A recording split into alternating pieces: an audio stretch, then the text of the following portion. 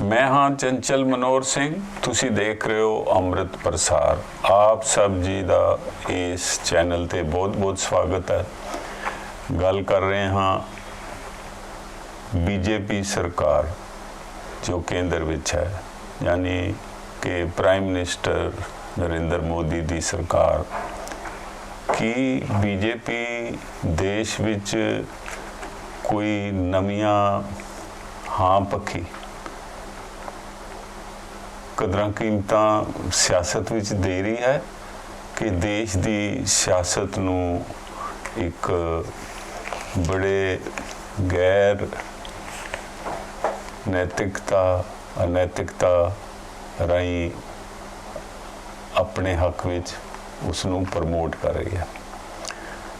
पिछले 8 सालों में नरेंद्र मोदी की सरकार दौरान ये देखण विच आया है कि वो विरोधियों दियां सरकारां प्रांतां विच उन्हां नूं हजम नहीं होंदियां अते उन्हां सरकारां नूं गिराउण लई वो हर किस्म दे हथ कंडे वरतदे हन, जिस नाल जिहड़ी साडी नवीं पीढ़ी है उहदे विच एक मैसेज आंदा है कि सियासत विच कोई गौरवमयी कदरां कीमतां दी थां नहीं, बल्कि जिवें कि एक अंग्रेजी च कहावत है, everything is fair in love and वार। मोदी सरकार दी जां असीं ये कह लीए मोदी गृह मंत्री अमित शाह दी जोड़ी दी जिहड़ी विचारधारा है सियासी, ਉਹਦਾ आधार है कि everything is fair in love and war. So वो इस विचारधारा नूं देश की सियासत विच उभार के पेश कर रहे हैं। तुसीं सब ने देखा है उन्होंने विरोधियों दियां किन्नियां ही सरकारां, यानी मध्य प्रदेश की, फिर राजस्थान की, फिर गोवा की, महाराष्ट्र की ते झारखंड की सरकार भी तोड़न लई यतन चल रहे हैं और उहदे 3 MLA वैस्ट बंगाल विच 50-50 लाख रुपए नाल उन्हां दीयां कारां चों फड़े गए। ये 50 लाख उन्हां 3 MLA कोलों कित्थों आए, इस बारे ना ईडी नूं कोई कंसर्न सी अते ना ही कोई इनकम टैक्स डिपार्टमेंट नूं। वो चाहे साडे कोल कोई प्रूफ ना हो, पर इवें एक इंप्रैशन गया कि ये 50-50 लाख रुपया उन्होंने झारखंड की सरकार तोड़न लई बीजेपी वालों ही दिता गया सी। ये पैसा कित्थों आया और ये पैसा किन्ने दिता, इस दी कोई पुछ पड़ताल, छानबीन, इन्वेस्टिगेशन ना CBI ने की ना ईडी ने की। पर सब पासे इवें नहीं है। हुण 2 सरकारां तोड़न ते मोदी ते अमित शाह की जोड़ी की अख है। एक झारखंड, दूजे नंबर ते है दिल्ली की सरकार।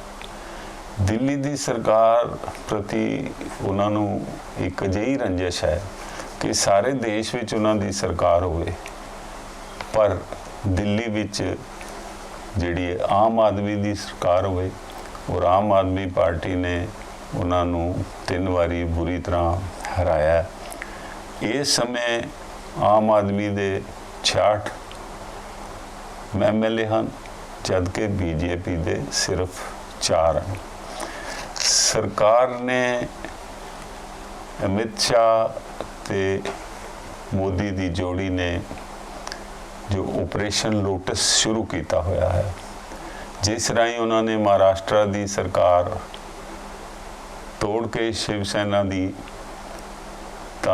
नवी सरकार बनाई, एकनाथ शिंदे नूं चीफ मिनिस्टर बनाया जो शिवसेना के सरकार विच नंबर 2 सी, और उन्होंने उस बीजेपी ने समर्थन दिता और फडणवीस ਨੂੰ जो पहले के महाराष्ट्र के चीफ मिनिस्टर रह चुके हैं ने डिप्टी चीफ मिनिस्टर की पोजीशन ਨੂੰ एक्सैप्ट कर लिया।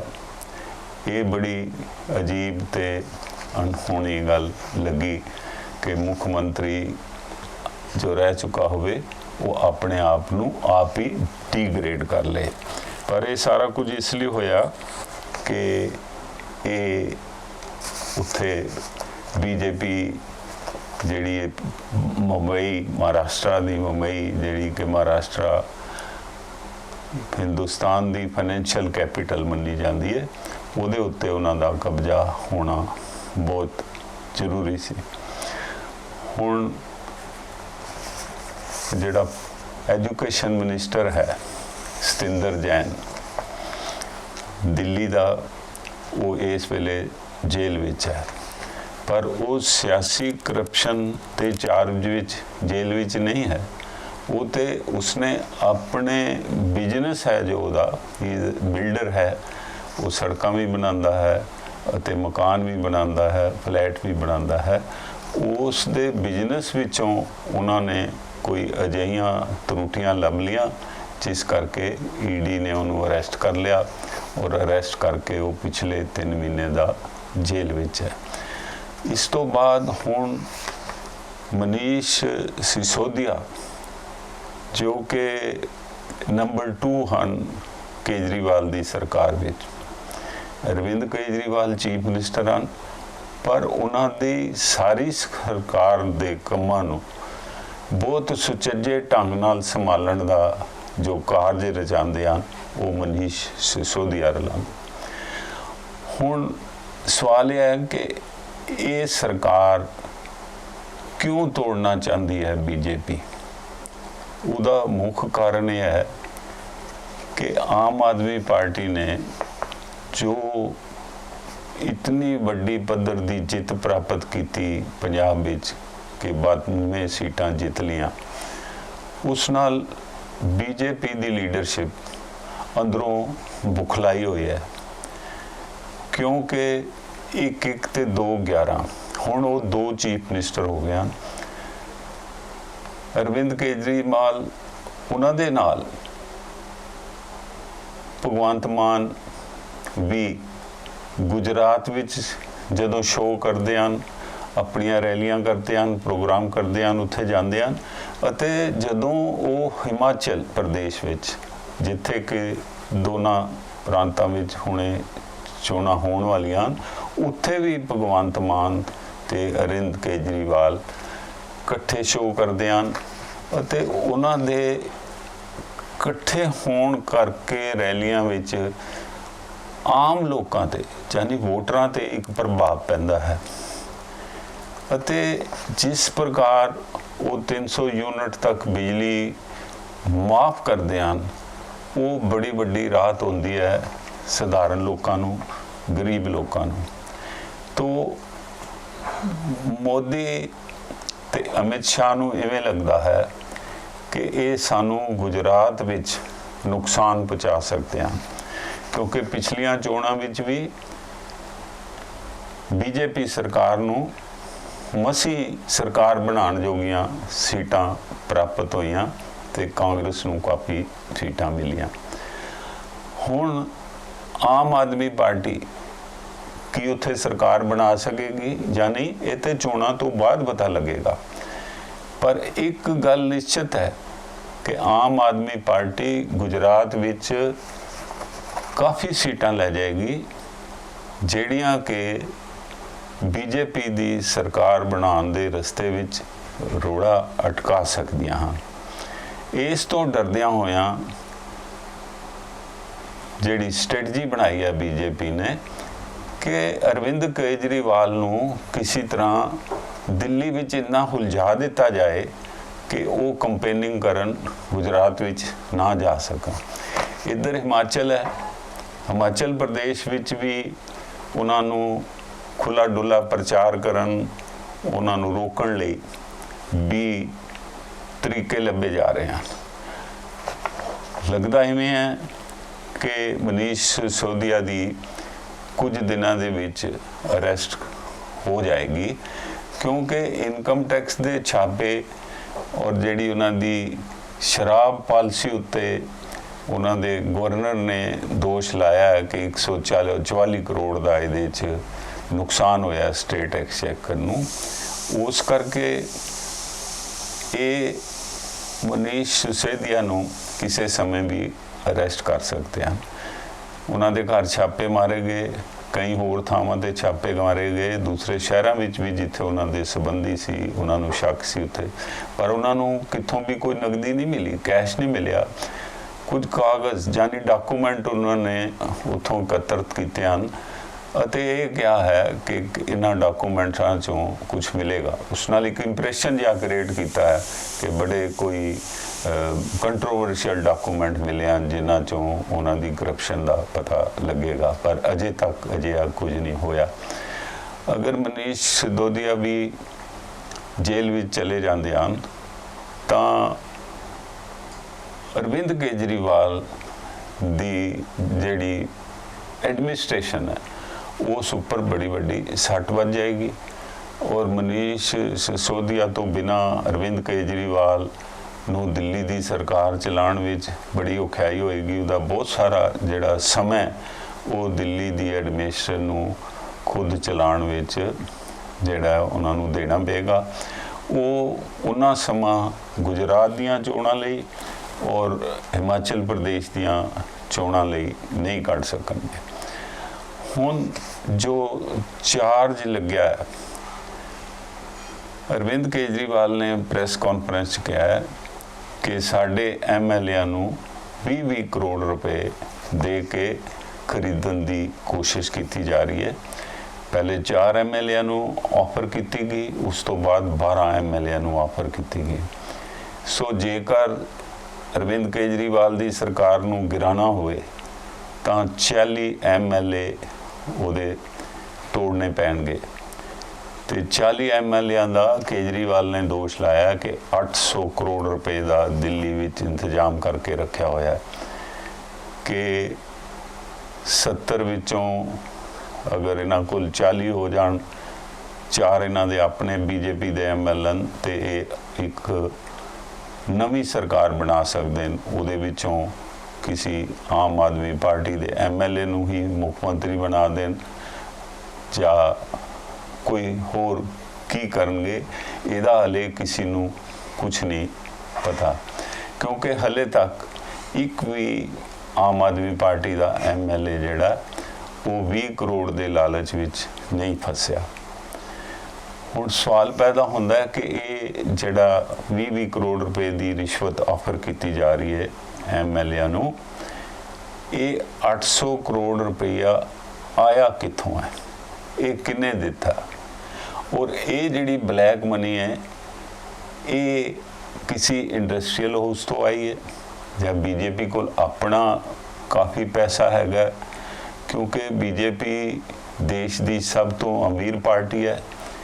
ये कोल 4000 करोड़ रुपए का फंड है, और ये जिहड़ियां देश दियां कॉरपोरेट कंपनियां, 2 वड्डे कॉरपोरेट घर हैं अंबानी ते अदानी, ये दोनों एकदम मोदी सरकार दे पीछे खड़े हैं, और ये उन्हां दियां वक्ते वक्ते जिहड़ियां भी फाइनैंशियल लोड़ां होंदियां हन, वो जो इन्हां कोल फालतू पैसा पिया होया है वो BJP नूं अजिहे कामां लई भुगतान लई देंदे हन। हुण जिहड़ी RSS जिहड़ी BJP दी वड्डी बैकग्राउंड सपोर्टर है, जिहदे करके सरकार चलती है, सारा RSS का केडर मोदी सरकार लई सारे देश विच काम करता है।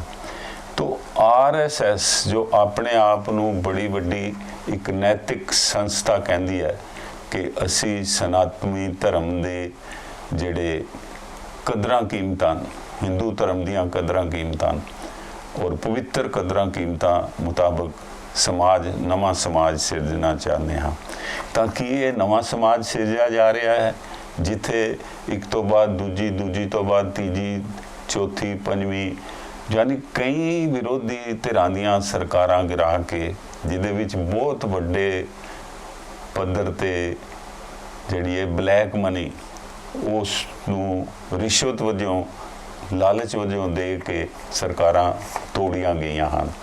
तो ये किद्दां दी सियासत है जिस दी के असी रूप रेखा जिहड़ी है वो बीजेपी दे राज विच देख रहे हाँ।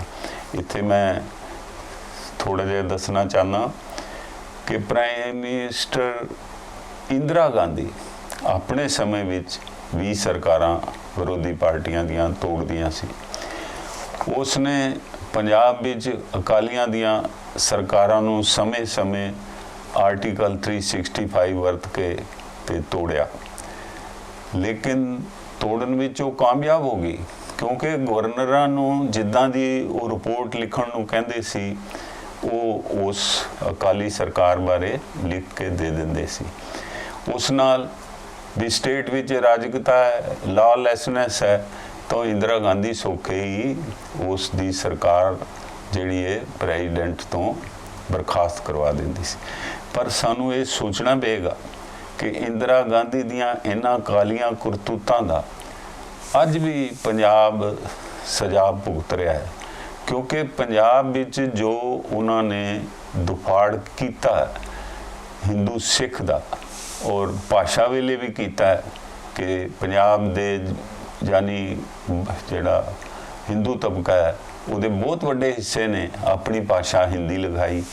यानी उन्होंने पंजाबी ज़बान च दसिया कि साडी मात भाषा जिहड़ी है वो हिंदी है। तो ये जिहड़ा उस वेले दा दो हिस्सों च वंडिया समाज है अजे तक जुड़ नहीं सकिया। उस तो बाद तुसी देखिया कि भी संत जरनैल सिंह भिंडरां वाले दा पॉलिटिक्स च आना और जो कुछ हरमंदर साहब च होया वो एक लंबी जिहड़ी मिथ्या वो इत्थे नरेट नहीं करदी, तुसी सारे जानदे हो। मेरा इत्थे ये मिसाल देने का मतलब यह है कि जिथे इंदिरा गांधी ने पंजाब नूं तबाह किया, मैनू ऐ लग रहा है जिहड़ी मोदी ते अमित शाह की ये जिहड़ी स्ट्रैटजी है कि विरोधियों दियां सरकारां तोड़ के अपनी सरकार बनानी, ये देश नूं इसे तरह ही तबाह करके जाणगे जिस तरह कि इंदिरा गांधी ने पंजाब नूं तबाह किया है। ते पंजाब नूं हले तक इंदिरा दियां जिहड़ियां मनमानियां सी वो रास नहीं आईयां अते पंजाब बिखरदा गया और वो अज तक तरक्की दे राज ते नहीं आ सकिया।